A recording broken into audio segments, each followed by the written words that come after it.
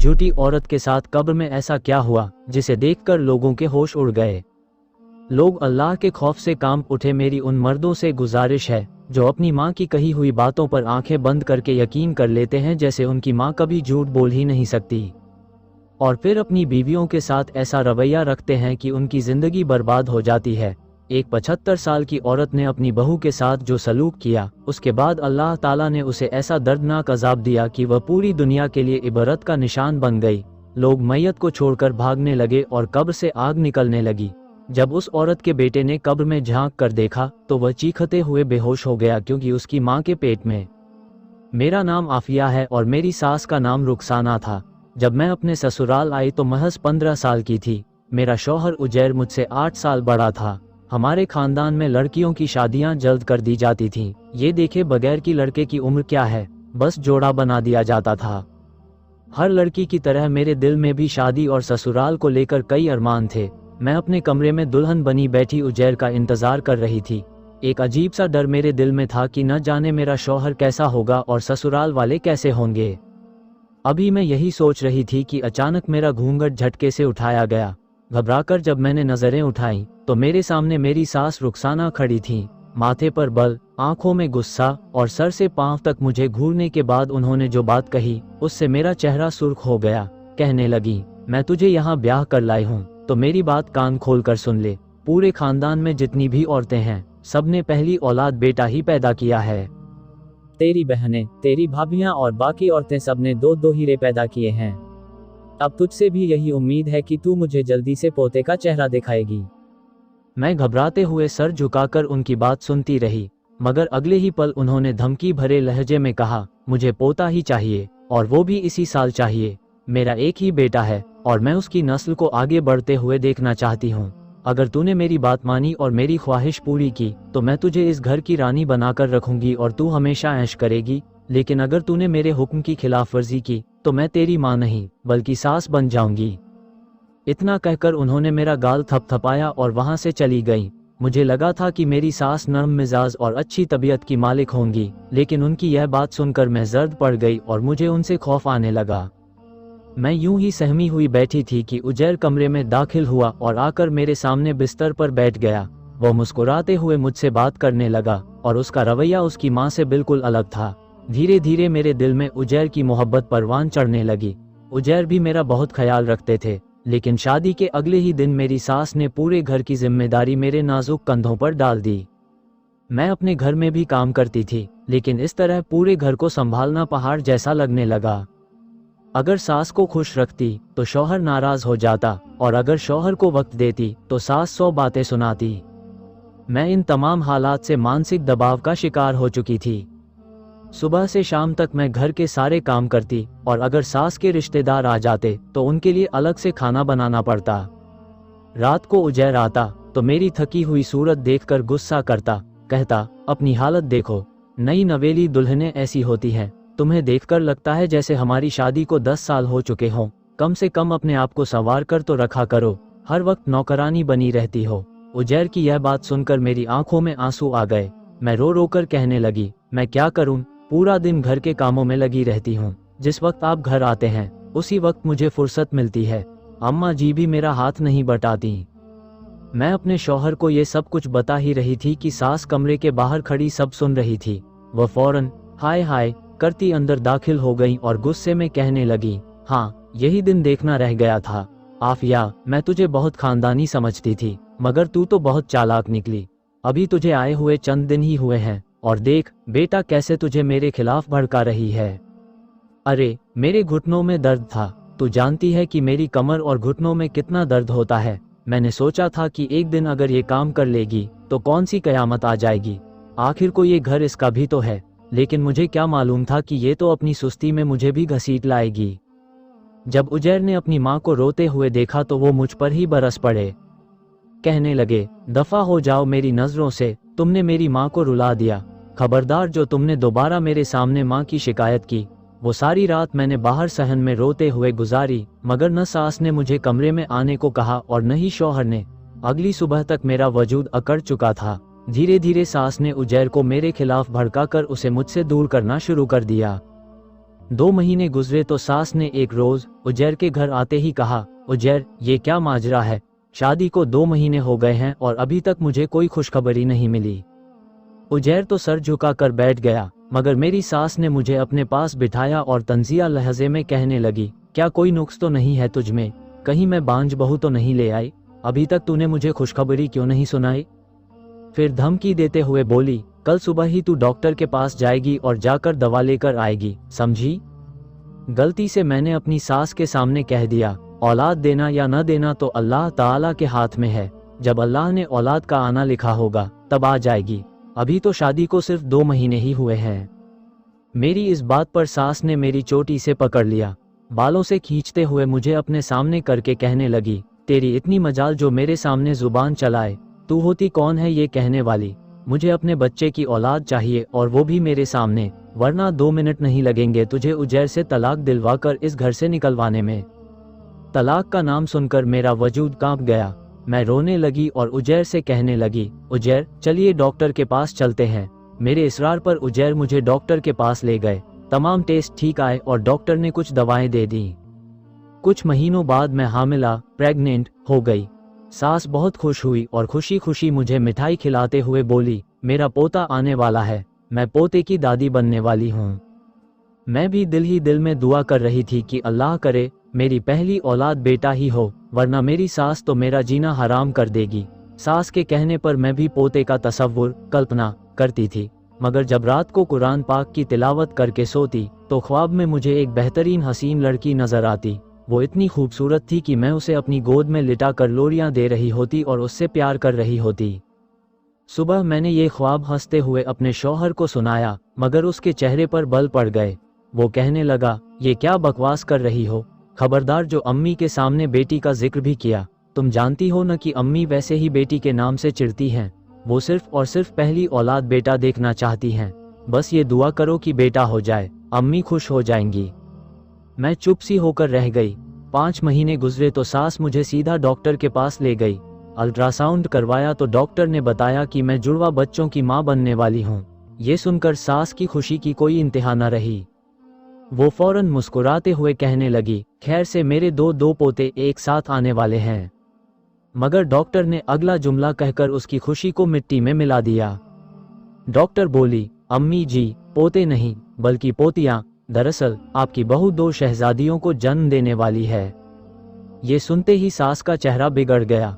मैं भी डर सी गई, मगर मेरा दिल तो खुशी से झूम उठा था कि मैं 2 बच्चियों की मां बनने वाली हूँ। काश कोई मेरी सास के दिल से ये फितूर बुरे ख्याल निकाल पाता। वो बिल्कुल खामोश हो गई। मेरी तबीयत काफी खराब थी, इसलिए डॉक्टर ने कुछ दवाएं दी और कहा कि जब तक डिलीवरी नहीं हो जाती ये दवाएं जरूर खानी होंगी ताकि बच्चों की सही तरक्की हो और किसी तरह की पेचीदगी ना हो। मगर मेरी सास इतनी जालिम निकली कि उसने वो दवा लेकर ही ना दी। कहने लगी, मेरे बेटे के पैसे इतने फालतू नहीं हैं, वो कोई हराम का माल नहीं कमाता जो तुझ पर उड़ा दे। एकदम से उसने मुझसे अपना रवैया बदल लिया और मुझे घर ले आई। घर आते ही उसने बिस्तरों की चादरें, पर्दे और अपने और उजैर के सारे कपड़े निकालकर कपड़ों का ढेर लगा दिया। वॉशिंग मशीन भी अलग कर दी और कहने लगी, ये सारे कपड़े जल्दी से धोकर छत पर सुखा कर आ, मुझे शाम से पहले ये सारा काम खत्म चाहिए।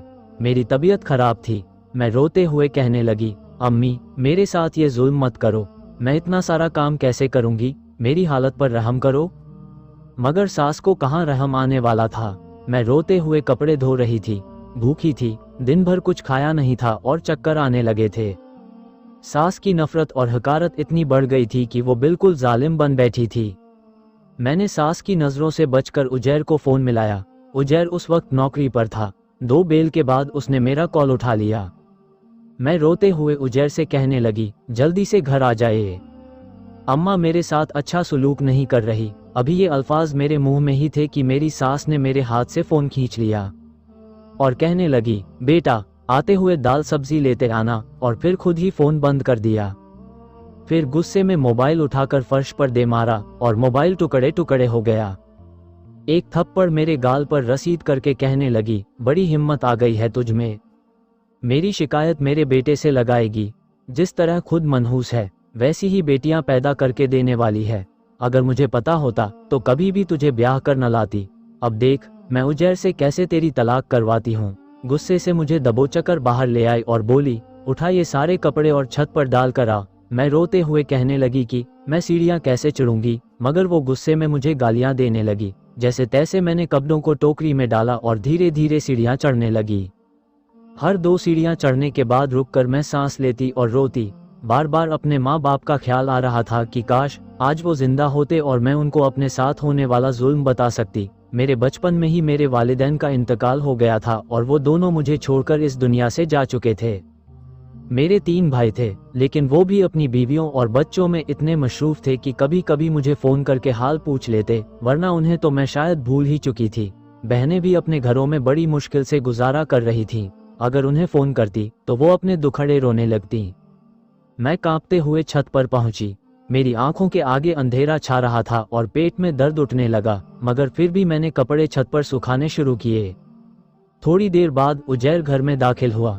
मेरी सास फौरन सर बांधकर आंगन में चारपाई पर बैठ गई। उजैर ने आकर मेरे बारे में पूछा तो मेरी सास झूठ बोलते हुए कहने लगी, पता नहीं इस हालत में छत पर क्या करने गई है। मैं तो इस लड़की को मना करती रहती हूँ कि छत पर मत जाया कर, लेकिन जब ये छत पर जाती है तो पड़ोस की नुसरत का लड़का भी वहीं डगमगाने लगता है। पता नहीं दोनों के बीच क्या नैनमटक्का चल रहा होता है। मैं छत पर खड़ी कपड़े सुखा रही थी कि अचानक उजैर वहां आ गया। मेरी सांसें फूल रही थीं और घबराहट में अपना दुपट्टा भी ठीक से संभाल नहीं पा रही थी। उजैर ने देखा तो सामने पड़ोस का लड़का भी इत्तेफाक से छत पर ही मौजूद था और मुझे देख रहा था। मुझे इन सब बातों का होश नहीं था। उजैर वहीं से चिल्लाया। मैं माँ बनने वाली थी, मगर फिर भी उन्हें मेरी हालत पर रहम नहीं आया। वहीं छत पर एक कोने में पड़ा लकड़ी का डंडा उठाकर उसने मुझे मारना शुरू कर दिया। मेरे सर, कंधों और पीठ पर वो डंडे मार मार कर मुझे नीला नील कर चुका था। मैं फूट फूट कर रो रही थी कि मेरी गलती क्या है, आखिर कितना जुल्म बर्दाश्त करती। मैं बेहोश हो गई। जब होश आया तो यूं ही छत पर लावारिसों की तरह पड़ी थी। मुझे होश में आता देख मेरे शौहर ने गुस्से से मुझे देखा और कहने लगा, अगर तू मेरे बच्चों की माँ न बनने वाली होती ना तो मैं कब का तुझे तलाक दे चुका होता। तुझ जैसी बदकिरदार लड़की को मैं अपने घर में नहीं रख सकता।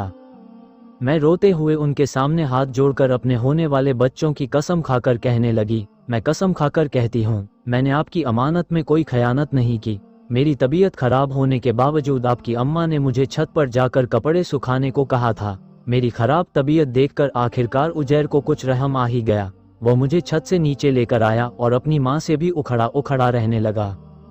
जब मेरी सास ने उसे बताया कि मैं बच्चियों की माँ बनने वाली हूँ तो उजैर मुस्कुरा उठा। अब उन्हें भी अपनी बेटियों से मोहब्बत होने लगी थी। सिर्फ अपनी माँ के डर से वह इजहार नहीं करते थे, लेकिन अपनी माँ के इस जालिमाना रवैये पर उसने साफ अल्फाज में कह दिया, लड़का हो या लड़की, मुझे इससे कोई फर्क नहीं पड़ता। दोनों ही मेरे जिगर के टुकड़े होंगे। मैंने ही इन्हें पालना है और ये अपना रिज़्क अपने साथ लेकर आएंगी। जिसने मुझे बेटियां दी हैं वही बेटा भी देगा। अपने शौहर को यूं बदलते देख मेरे दिल में कुछ सुकून सा उतर आया। ऐसे ही वक्त गुजरता गया और फिर मैंने 2 बच्चियों को जन्म दिया। एक तो सेहतमंद थी मगर दूसरी काफी कमजोर थी। मेरी सास ने न तो कभी मेरी बच्चियों को उठाया और न ही उन्हें करीब से देखना गवारा किया। उल्टा जिस रोज मैं अस्पताल से अपनी दोनों बच्चियों को लेकर घर पहुंची, मेरी सास आंगन के बीचों बीच सर बांधे ऐसे खड़ी थी जैसे बेटियां नहीं, घर में कोई जनाजा दाखिल हो रहा हो। शौहर के सामने तो मेरी सास का रवैया फिर भी थोड़ा बेहतर हो जाता था, लेकिन शौहर के जाते ही वह झोलियां उठाकर मुझे और मेरी बच्चियों को बद्दुआएं देती रहती। वो यही कहती, तुम तीनों डायन हो, तुम तीनों ने मेरे बेटे को मुझसे छीन लिया है, तुम तीनों ने मेरी जिंदगी को अजाब बना दिया है। मैं चुपचाप उनकी हर बात सुनती रहती। एक रोज मेरी दोनों बच्चियां बेड पर लेटी सो रही थीं और मैं नमाज अदा कर रही थी। तभी सास की आवाज आई। वह चीख कर कह रही थी, मुझे भूख लगी है, आकर रोटी बनाकर दे दो। मैंने पहले ही उन्हें बता दिया था कि मैं नमाज पढ़ रही हूँ, लेकिन इसके बावजूद वह लगातार चिल्लाती रही, ये समझकर कि मैं सो रही हूँ। वह हाथ में डंडा लेकर कमरे में दाखिल हुई। मेरी दोनों बच्चियां उनकी चीख पुकार से जाग चुकी थीं। सास ने मुझे नमाज पढ़ते देखा तो बजाय बच्चियों को चुप कराने के वह गुस्से में उनकी तरफ बढ़ी और डंडा उनकी टांगों पर दे मारा। इतनी जोर से उन्होंने मारा कि उनकी चीखें आज भी याद करती हूँ तो मेरे दिल से आह निकलती है। मैं वहीं जाए नमाज पर बैठकर रोने लगी, लेकिन नमाज नहीं तोड़ी। नमाज मुकम्मल करने के बाद जब मैं उठी तो मेरी बच्चियां नील नील हो चुकी थीं। अब मेरे सब्र का पैमाना लबरेज हो चुका था। आखिर मैं कब तक उनकी उम्र का लिहाज करती। अब तक मैंने उन्हें बड़ी उम्र की औरत समझकर लिहाज किया था कि वह रिश्ते और मक़ाम में मुझसे बड़ी हैं, इसलिए मुझे उनका एहतराम करना चाहिए। लेकिन आज मेरा सब्र जवाब दे गया था। मैं गुस्से में बाहर निकली और कहने लगी, यह क्या किया आपने? आप इंसान हैं या शैतान हैं? एक बार भी आपको मेरी बच्चियों पर रहम नहीं आया। तुम जैसी औरत तो औरत कहलाने के लायक ही नहीं है। ऐसी भी क्या नफरत थी कि इंसान अच्छे बुरे की तमीज़ ही भूल बैठा। इतना कहकर मैं अपनी सास को गर्दन से पकड़ चुकी थी। मैं नहीं जानती मुझ में इतनी हिम्मत कहाँ से आई, मगर मैंने अपनी सास को जोर से पीछे धक्का दे दिया और वह ज़मीन पर गिर पड़ी। यह शायद मेरी बदकिस्मती थी कि उजैर उसी वक्त घर में दाखिल हुआ। घर में दाखिल होते ही उसने यही मंजर देखा कि मैं अपनी सास को मार कर गिरा रही हूँ। वह गुस्से से आगे बढ़ा और मेरी सास को तो मौका मिल गया। रोते हुए वह अपने बेटे के सीने से लग गई और फूट फूट कर कहने लगी, देख तेरी बीवी मुझ पर कैसे जुल्म कर रही है। मेरी तो किस्मत ही फूटी थी जो इसे बहू बना कर लाए।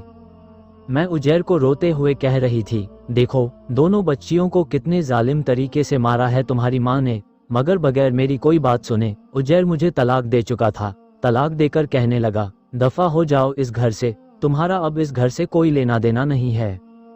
तलाक के लफ्ज सुनते ही मेरा वजूद जैसे ठंडा पड़ चुका था। उजैर से मेरा रिश्ता खत्म हो चुका था। मैंने अपनी जख्मी बच्चियों को उठाया और रोते हुए उजैर से कहा, एक आखिरी बार इन बच्चियों को देख लो, इनकी टांगें जख्मी हैं। मैं झूठ नहीं बोल रही हूँ। मगर बगैर मेरी कोई बात सुने उजैर घर से बाहर चला गया। मैं अपनी बच्चियों को लेकर सीधा अस्पताल पहुंची। अस्पताल पहुंचने के बाद मैंने अपने भाइयों को फ़ोन कर दिया। कुछ देर बाद ही मेरे भाई वहां पहुंच गए, जिनके सीने से लगकर मैं बताने लगी कि मेरे शौहर ने मुझे किस तरह तलाक दे दी। मेरी सास ने मुझ पर बेइंतहा जुल्म किए और मेरी जिंदगी बर्बाद कर दी है। डॉक्टरों ने जब मेरी बच्चियों का मुआयना किया तो कहने लगे कि मेरी वह बेटी जो काफ़ी कमज़ोर थी, वह टांगों से हमेशा के लिए मजबूर हो चुकी है, वह कभी चल नहीं पाएगी, जबकि दूसरी बच्ची लड़खड़ाते हुए चलने के काबिल रह गई है। मैं अपनी दोनों बच्चियों को लेकर जब अपने मायके पहुंची तो दोनों भाभियों ने माथे पर बल डालकर मेरा स्वागत किया। मेरी भाभियां मेरे भाइयों से कहने लगी, अब ये यहीं रहेगी, इसकी दोनों बच्चियां तो बहुत छोटी हैं, इनके खर्चे, स्कूल की पढ़ाई, ये सब कौन करेगा? कल को इनकी शादी भी तो करनी होगी। ये सब कुछ आप तीनों भाई कैसे कर पाओगे? अपनी औलाद पालोगे या अपनी बहन की दो दो लड़कियां? अभी मुझे इस घर में आए हुए 1 घंटा भी नहीं हुआ था और मेरी भाभियां इस तरह की बातें कर रही थीं। मैं रोने लगी, या अल्लाह, मजबूर इंसान का इस दुनिया में कोई भी नहीं है। जब मुसीबत आती है तो अपने भी मुंह मोड़ लेते हैं। मैंने जैसे तैसे करके अपना गुजारा शुरू किया। 10वीं जमात तक तो मैं पढ़ी हुई थी, इसलिए घर में बच्चों को ट्यूशन पढ़ाना शुरू कर दिया। और फिर मुझे सिलाई भी आती थी, तो मैंने लोगों के कपड़े सिलाकर अपना और अपनी बच्चियों का खर्च चलाना शुरू कर दिया। अब मैं अपने भाइयों पर बोझ नहीं थी, अपना कमा कर खुद और अपनी बेटियों को खिला रही थी। मगर उसके बावजूद मेरी भाभियां मुझे बातें सुनाया करती थीं, क्योंकि मैं तलाक याफ्ता जो थी। हमारे समाज में तलाक याफ्ता औरत की कोई इज्जत नहीं करता। मेरे शौहर ने पलटकर न अपनी बच्चियों की खबर ली और न मेरी। कई बार जब मेरे भाई के बच्चे मेरी बच्चियों का मजाक उड़ाते और उन्हें मारते तो मुझे दिली दुख होता, मगर करती भी क्या, यहाँ से कहीं और जा भी तो नहीं सकती थी। एक रोज मुझ तक ये खबर पहुंची कि मेरी सास ने उजैर की दूसरी शादी करवा दी है और दूसरी शादी से उजैर को अल्लाह ताला ने एक बेटा भी अता किया है। ये सुनकर मैंने एक गहरी सांस ली। अगर अल्लाह की ज़ात चाहती तो मुझे भी बेटा दे देती और मैं आज उजैर के साथ शायद हंसी खुशी जिंदगी गुजार रही होती, मगर शायद मेरी किस्मत में ये ठोकरें खाना लिखा था।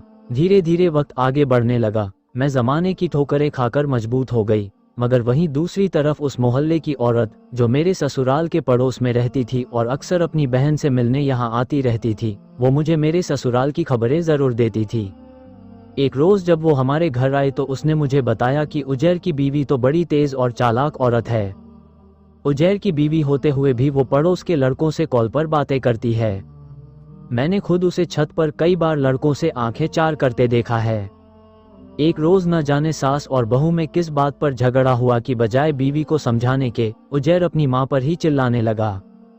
पिछले 1 हफ्ते से उजैर अपनी बीवी को लेकर अपने ससुराल जा चुका है और मेरी सास अकेली घर में रह रही है। ये सुनकर मैं सोचने लगी कि शायद मेरी सास का यही मकाफात-ए-अमल है। जो गंदे इल्जामात उसने मुझ पर लगाए थे वो सब दूसरी बहू के लिए सच हो गए। न सिर्फ इतना बल्कि जिस बेटे की खातिर वो जीती मरती थी वही बेटा उसे छोड़कर चला गया। मेरी सास अपने ही बेटे के हाथों जलील ओ ख्वार हो गई।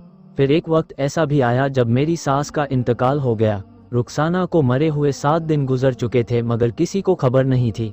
पूरे मोहल्ले में बेहद गंदी बदबू फैलने लगी, इतनी गंदी कि किसी को समझ नहीं आ रहा था कि ये बदबू कहाँ से आ रही है। खाकरूबों को पैसे देकर मोहल्ले की नालियों की सफाई करवाई गई मगर बदबू कम होने का नाम नहीं ले रही थी। जब भी कोई रुखसाना के घर के करीब से गुजरता तो बदबू बर्दाश्त के बाहर हो जाती। आखिरकार मोहल्ले वालों ने उजैर को फोन किया। जब घर खोलकर देखा गया तो अंदर रुखसाना मरी पड़ी थी। सुनने में आया कि उसे मरे हुए 6-7 दिन हो चुके थे। कमरे के फर्श पर उसकी लाश पड़ी थी और जिस्म में कीड़े पड़ चुके थे। चेहरे और आंखों से कीड़े उसे खा रहे थे और जिस्म का गोश्त बाहर निकल आया था। ये मंजर बड़ा ही हौलनाक था। पूरे मोहल्ले में ऐलान कर दिया गया कि रुखसाना का इंतकाल हो चुका है। लोग जमा होने लगे लेकिन मैयत इतनी खराब हालत में थी कि उसके करीब जाना मुश्किल हो गया। जो भी मैयत के पास जाता उसे उल्टियां आने लगती। इसीलिए रुखसाना को जल्द से जल्द दफना दिया गया। लोग जनाजे में भी शिरकत नहीं कर रहे थे और जो हुए वो बड़ी मुश्किल से सांस ले पा रहे थे। जब रुखसाना को कब्र में उतारा गया तो अभी उजैर और नादिर कब्र में मौजूद ही थे कि अचानक कब्र में आग भड़क उठी। उजैर और नादिर बाहर निकल आए। लोग डरकर भागने लगे और अफरातफरी मच गई। इससे पहले किसी ने ऐसा मंजर नहीं देखा था। हर कोई कहने लगा कि अल्लाह ताला का अजाब नाजिल हो गया है। उजैर भी घबराया हुआ था। जब उसने आगे बढ़कर अपनी मां का हाल देखा तो वो बेहोश हो गया। कफन खुल चुका था।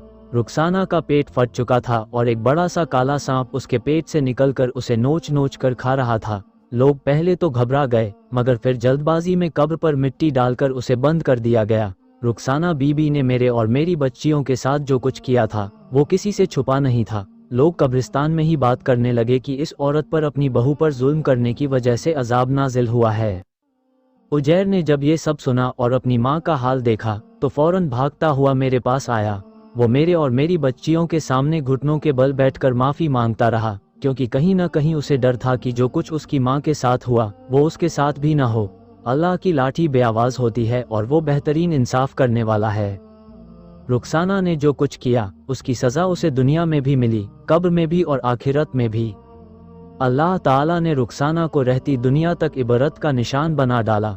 उसके बाद उजैर ने हर महीने मुझे और मेरी बच्चियों को खर्चा भेजना शुरू कर दिया। न सिर्फ ये बल्कि उसने अपना आबाई घर भी मेरे और मेरी बच्चियों के नाम कर दिया। उजैर की दूसरी बीवी उसे छोड़कर चली गई और वो खुद भी अजीब व गरीब बीमारी में मुब्तला होकर इस जहान फ़ानी से कूच कर गया। लोगों का कहना है कि उसे खारिश की बीमारी हो गई थी। उसे इतनी खारिश होती थी कि वो अपने नाखूनों से अपना गोश्त तक नोच डालता था। ये बीमारी उसके लिए इस कदर जानलेवा साबित हुई कि उसने खुद को ही खत्म कर लिया। अल्लाह ताला ऐसे तमाम लोगों को हिदायत दे जो बिना किसी तहकीक के लोगों पर इल्ज़ामात लगाते हैं और उनकी ज़िंदगी बर्बाद कर देते हैं। आपकी माँ हो या बीवी, आपको हमेशा सोचना चाहिए कि कोई भी इंसान किसी भी वक्त कुछ भी कर सकता है। बदले की आग बहुत जालिम होती है।